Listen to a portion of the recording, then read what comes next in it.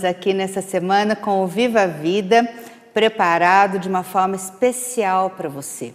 Porque como a gente já vem comentando em todas essas semanas, todo esse período que nós estamos no ar, o Viva a Vida é um programa de utilidade pública, porque ele tem que ser útil à sua vida. Ele tem que ser um programa que acrescente, que agregue coisas boas para solucionar os seus problemas do dia a dia. Esse é o nosso grande objetivo.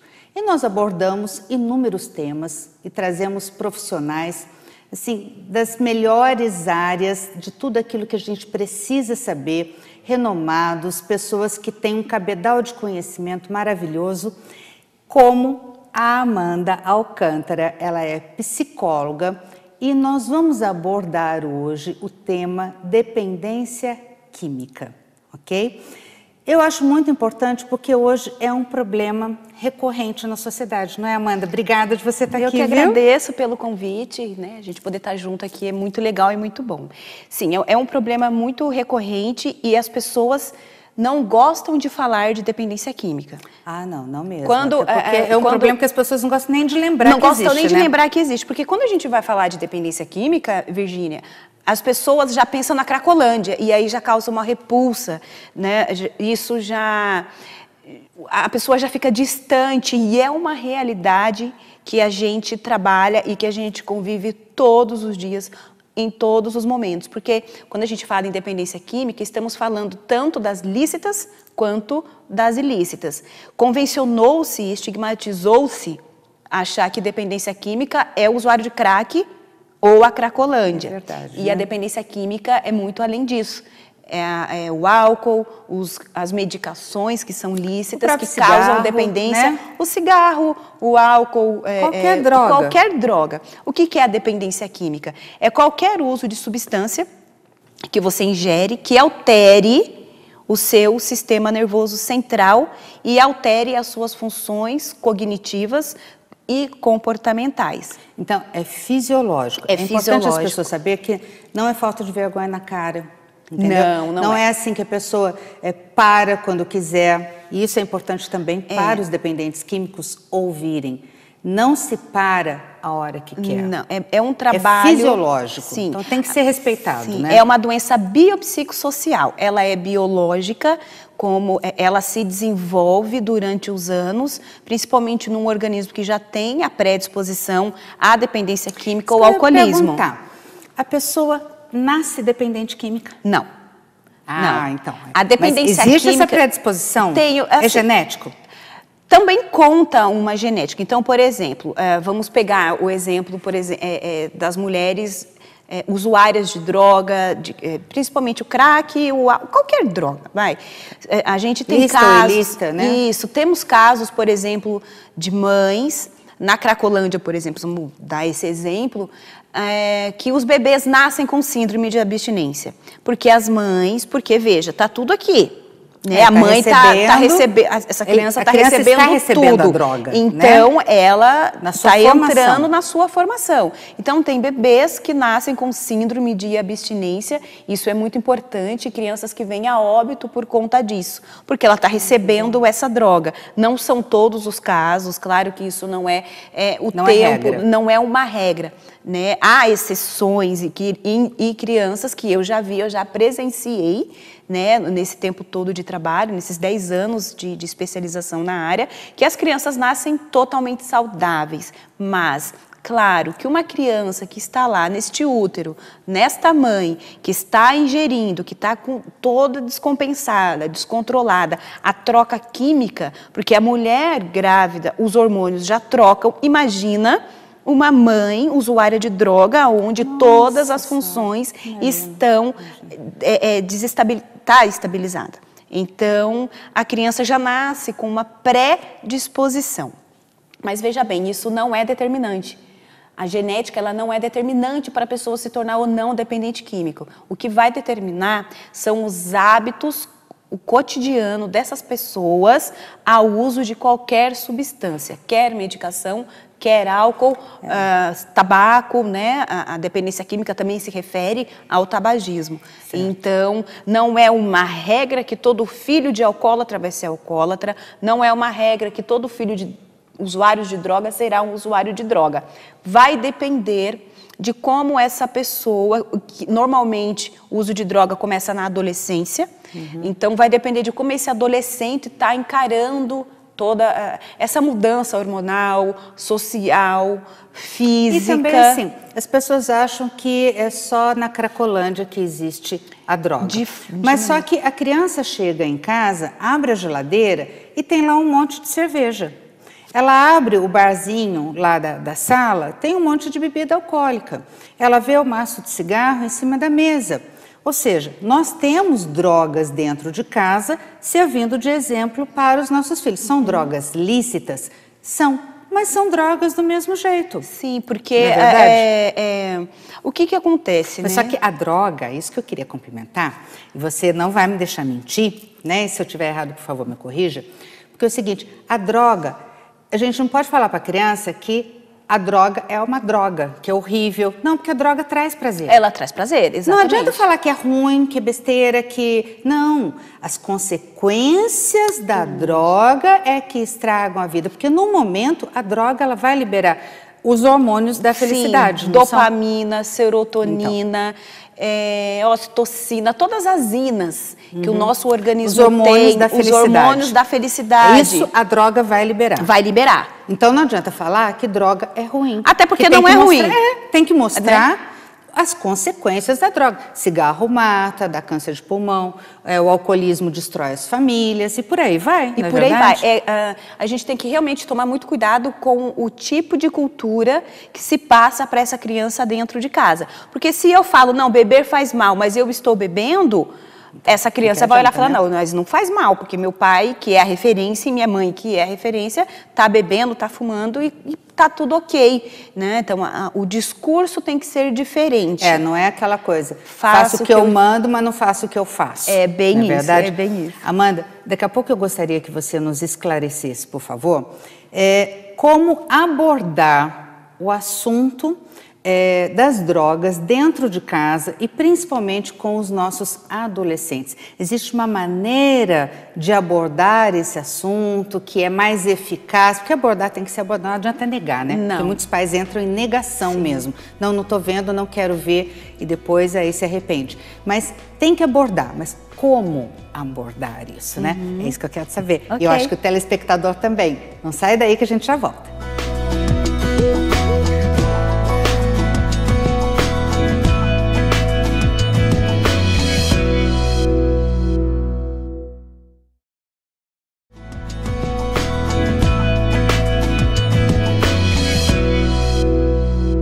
Olá, viva a vida!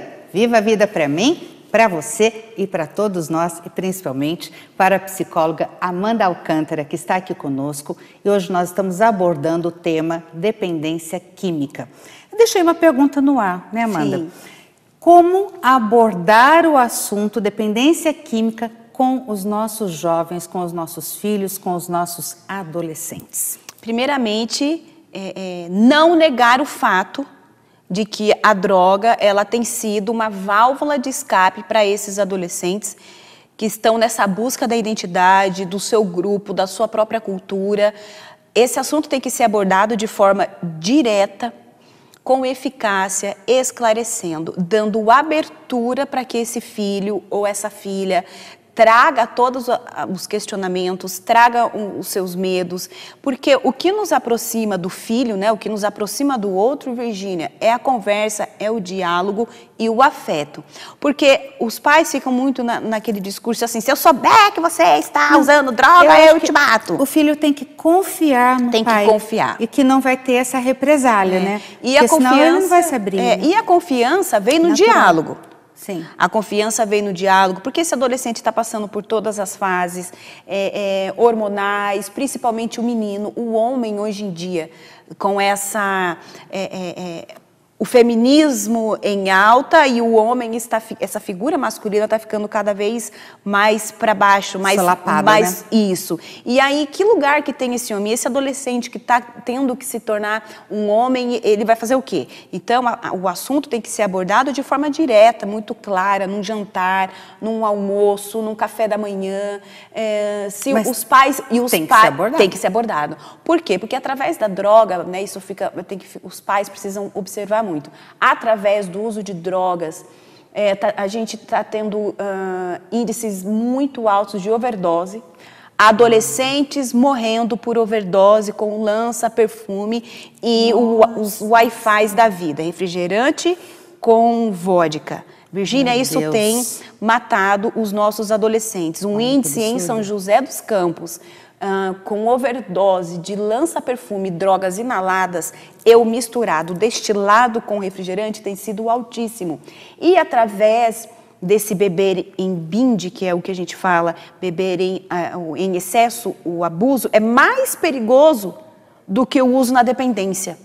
Entendi. Porque não sabe tomar, porque não sabe usar, tomar. Né? E aí o adolescente que ele veio... É aquele que está experimentando também, né? É o que está experimentando, porque o grupo está fazendo uma pressão. Adolescente é grupo, né? Eles têm grupo. Uma mentalidade coletiva praticamente, Sim. né? É difícil aquele que tem aquele centro individual e fala, não vou. Não, ele só Maria vai com as outras mesmo, E né? isso é muito importante, o diálogo em casa, para os pais, reforçar a autoestima e a autoconfiança do adolescente, do seu filho.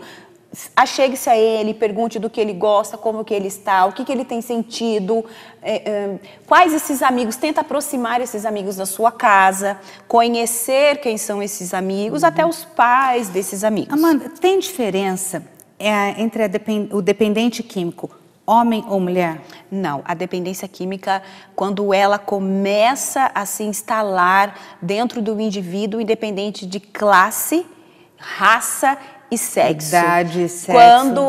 Quando a dependência química se desenvolve, é que no nosso organismo mulher, dá uma apertada um pouco. A gente já é complicadinha, a gente tem muito hormônio, nossos hormônios são diferentes do masculino. E como é que a gente consegue identificar que existe um dependente químico dentro da nossa casa? Quando o indivíduo começa a sair da sua rotina convencional, que você já estava acostumado, quando as áreas desse indivíduo começam a ser prejudicadas. Então, por exemplo, começa a faltar muito no trabalho, muito atestado, começa a se atrasar muito, nota na escola quando é adolescente, cabular a aula quando fica mais agressivo também? Fica mais agressivo, porque o adolescente, ele vive um mito que o uso de maconha é natural. Adolescentes, não é natural. Né? Nenhum tipo de droga será natural. Essas drogas, elas levam a drogas mais pesadas? É a porta de entrada? É uma porta, por quê? Porque como o adolescente, né, a gente fica em crescimento e desenvolvimento desse cérebro, das funções cognitivas, até 20, 21 anos. Então, veja, um adolescente que está crescendo, que está se desenvolvendo, e os hormônios, toda a parte neurológica se adaptando e se formando, ele vai pôr um componente químico. E aí esse componente químico, ou maconha, ou bebida, ela vai alterar a função natural deste organismo. Então vai crescer, é um vírus. Tá. Vamos imaginar que a dependência química, o uso de droga no adolescente, ele é um vírusinho que está lá e vai crescer junto com isso, ao ponto dele se proliferar e dele comandar, ter o controle sobre as funções desse cérebro, porque não será mais de uma forma natural. Então, qualquer droga que altere o sistema nervoso central, ela é perigosa. E o dependente, quando ele experimenta a droga, ele vai ser dependente para o resto da vida? Veja bem, não. Uma vez eu li que é a droga que escolhe a pessoa. A pessoa que escolhe a droga. São características bem interessantes. Então, usuários por exemplo, o tabagista, só complementando, o tabagista, ele é para sempre tabagista, ele para de fumar, mas se ele experimentar de novo, ele volta. Ele não vai experimentar, ele vai ter o que a gente chama de recaída, ou um lapso no uso. Tá. Então, ninguém nasce, quando os adolescentes, porque tudo começa na adolescência, certo. Tá? Claro que temos adultos que começam a desenvolver a dependência, um uso abusivo, podendo ir para a dependência, né? Então, não é todo mundo, não são todas as pessoas que virarão dependentes químicas. Você acha que adolescente, todos experimentam? Maioria. 98,9999 experimentam. O que difere aquele que permanece com a droga, seja ela qual for, e aquele que não permanece, aquele que... O sentido que ele está dando para a droga. Ele está em busca de um sentido. A importância. Na verdade, a droga está fazendo um sentido para ele. Está preenchendo algo, está despertando nele uma coisa muito prazerosa e gostosa, da qual ele vem buscando numa vida que nós podemos dizer normal de todo adolescente.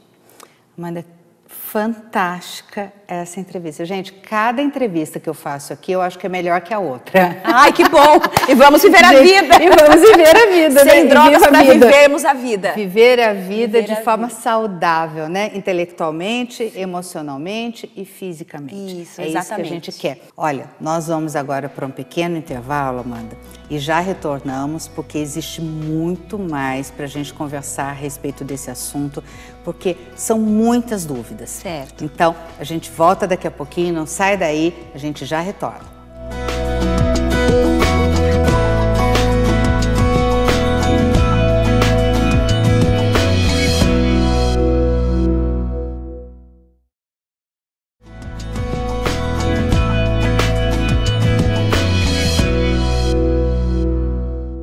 Retornamos com o nosso programa Viva a Vida. Estamos conversando com a psicóloga Amanda Alcântara. Ela é especializada em dependência química. E dependência química não importa se é de droga lícita ou ilícita, né, Amanda? Isso, não importa muito, né? É claro que as pessoas ficam com um preconceito muito grande quando a gente fala de drogas ilícitas, crack, cocaína e maconha. Mas tem toda a questão da dependência, né? O alcoolismo, por exemplo, que são drogas, o alcoolismo e o tabagismo, drogas lícitas, mas também é uma dependência. É quando o indivíduo, todas as suas funções cotidianas estão voltadas para o uso dessa substância. Ou seja, tudo que ele faz, ele está pensando, daqui a pouco eu vou usar a droga. Exatamente. Daqui a pouco eu vou acender um cigarro, daqui a pouco eu vou tomar um gole, né? Pessoas que saem do meio do expediente, tá ali no grupo de trabalho e saem para ir fumar. Não, eu preciso fumar 2 minutos, 3 minutos. Com vento, chuva, sem chuva, com fome ou sem fome.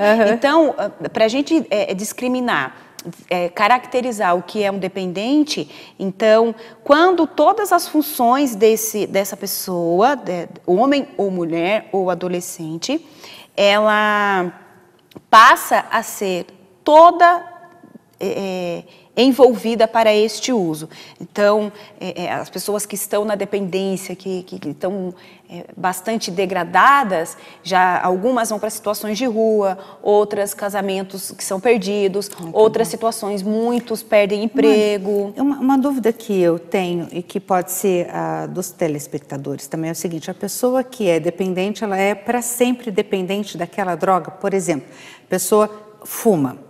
Aí ela para de fumar, sofre, ela consegue parar de fumar.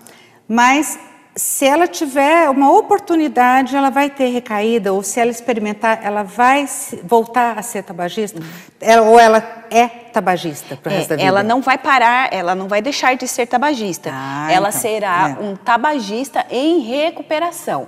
A partir do momento em que a pessoa decide parar de usar drogas, medicações, porque existem a dependência de medicação, que são os fármacos dependentes, ou o alcoolismo, as pessoas param de usar, né, entram num processo de tratamento que a gente chama de recuperação, porém, ela será sempre, é como uma diabetes ou como uma hipertensão. Não há cura. É uma doença mesmo, né? Há um controle, há um monitoramento dessa doença, porque é um problema de saúde pública. A dependência química é um problema de saúde pública. Não é o ser vergonhice, não é assim, a pessoa para quando quer. Se fosse simples assim, a gente não tinha tantas pessoas na Cracolândia, em São Paulo, e não teríamos tanta marginalidade, tantas coisas acontecendo na nossa tão cidade. Grande, né? E é um comércio e não vai acabar, Virgínia. A minha esperança como especialista há 10 anos é que acabasse, mas não vai acabar. Eu recebo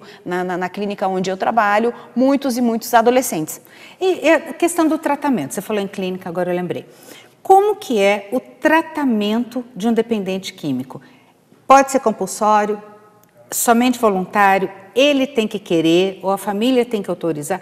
Como é que funciona? E se ele não estiver consciente ou gerindo administrando a sua vida civil de forma normal, como se ele fosse, por exemplo, interditado?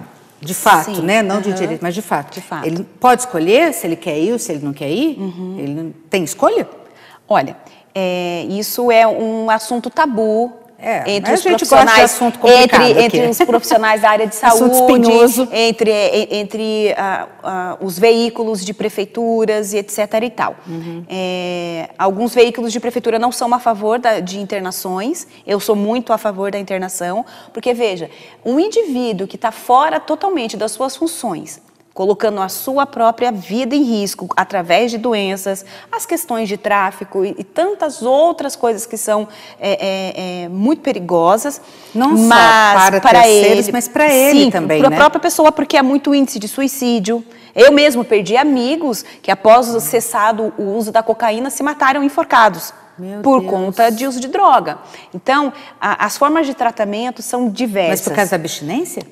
Porque assim, depois cessado o uso da droga, por exemplo, a pessoa foi e cheirou cocaína, usou 2, 3 pinos, ela vai num pico de adrenalina muito alta, a liberação dessa dopamina é muito alta, então ele fica numa excitação e a euforia própria da droga é muito alta e a troca de informações neurológica é em fração de segundos, é muito, muito, muito rápido. Por isso os indivíduos ficam muito rápidos, muito agitados, porque é uma troca muito grande de dopamina nesse cérebro. Depois que acaba o efeito, nível, né? tem o nível de... Aí perde-se toda a dopamina e falta a serotonina. Aí esse indivíduo cai, é o que a gente chama de bad trip, né? Que bate aquela tristeza, aquela agonia, aquela depressão. Né? E é na depressão que as pessoas se matam. Na depressão do uso do efeito daquela droga. Entendi. A pessoa não se mata quando acabou de cheirar 2 pinos. Ela não vai se matar. Por quê? Porque ela está no gozo, ela está no prazer da droga. Entendi. Então tá tudo muito lindo, tá bebendo, tá divertindo, tá transando, tá feliz, tá vivendo a vida. As substâncias estão ali. Estão lá e estão dando prazer. Inundando o cérebro dela. Né? E eles ficam num conflito muito grande, porque sabe que vai dar enrosco, que vai perder muita coisa, uma consequência nefasta, mas a fissura por conta da droga é muito maior. Porque, veja, eu não sou mãe, mas, por exemplo, você é mãe.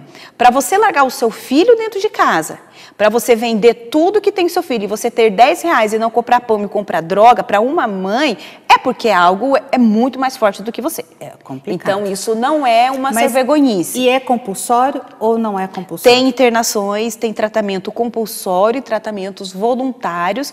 Esse paciente, essa pessoa pode procurar atendimento psicológico, psiquiátrico, familiar também é muito importante, mas há os 2 tipos de internação. A compulsória, que é quando é decretada por juiz e psiquiatra, e a voluntária, mas a família pode sim intervir, porque tem uma lei estadual que permite que a família vá e intervenha e interne contra a vontade desse sujeito. Ai, olha que interessante. A família pode intervir porque civilmente aquela pessoa está colocando a vida dela e de outros em risco. Então tem uma lei estadual que permite que a família vá, chame um resgate especializado, coloque numa clínica especializada para esse indivíduo fazer o tratamento. Nossa, que fantástico. Fantástica essa entrevista, Amanda. Olha, viva a vida mesmo, né? Mas viva a vida com saúde. Com saúde e sabedoria. Saúde e sabedoria, saúde mental, emocional, física, em todos os sentidos. Porque prosperidade é isso, prosperidade não é só dinheiro. Não. Prosperidade é também em ser feliz. Sim. Né? Ser feliz e procurar ser feliz. Não tem jeito agora, está com um problema? Encontra a solução. É isso que a gente quer com esse programa, levar soluções para a sua vida. Se você gostou dessa entrevista, você, por favor, multiplique essas informações para quem você ama, para quem você acha que deve conhecer esse assunto. Se você tiver alguma dúvida, deixe lá no nosso YouTube, Programa Viva a Vida, com Virgínia Machado. Temos também o nosso Instagram, que é @programa_Viva Vida, e o nosso Facebook, Programa Viva Vida. Se alguém tiver alguma dúvida para entrar em contato com você, como é que faz, Amanda? Pode me enviar o WhatsApp ou pode me procurar nas redes sociais. No Facebook, na minha fanpage, é Amanda Alcântara, psicóloga e coach. E no meu telefone, pode passar? Pode, por favor, lógico. 981527505. Então, se ficou alguma dúvida, por favor, entre em contato com a Amanda Alcântara. Ela vai, com certeza, tirar essa dúvida ou deixa aqui conosco, que nós entramos em contato e respondemos na medida do possível, quão rápido também for possível. Agradeço sempre o apoio da Verso Cabeleireiros, que cuida aqui da maquiagem e do penteado, e da Regiane Navas, que é a boutique que me veste e que eu amo de paixão. Sempre arrasa. As roupas de lá. Então, é por isso que eu compartilho com vocês, só coisa boa. Tá sempre arrasante. Entrevista boa, assunto bom, roupa boa, é isso mesmo, né? É viver a vida. É viver a vida. Viva a vida.